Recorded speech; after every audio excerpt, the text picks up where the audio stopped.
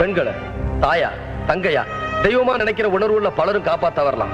அந்த உணர்வுல தான் நானும் காப்பாத்தினேன். தாய்நாடு தாய்மொழி அன்னை பூமின்னு சொல்ற அளவுக்கு பொண்ணை மதிக்கிறது இந்த மண்ணுல தான்.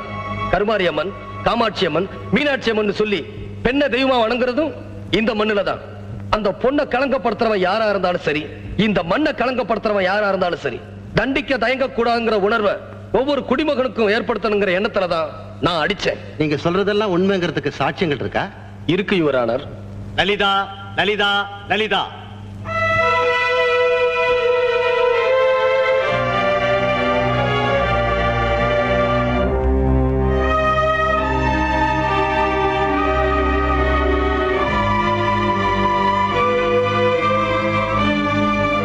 இந்த வழக்கில் கண்ணால் கண்ட சாட்சியங்களையும் பாதிக்கப்பட்ட பெண்ணின் சாட்சிகளின் படியும் பிரதிவாதி பிரபாகரன் கூற்று முற்றிலும் உண்மை என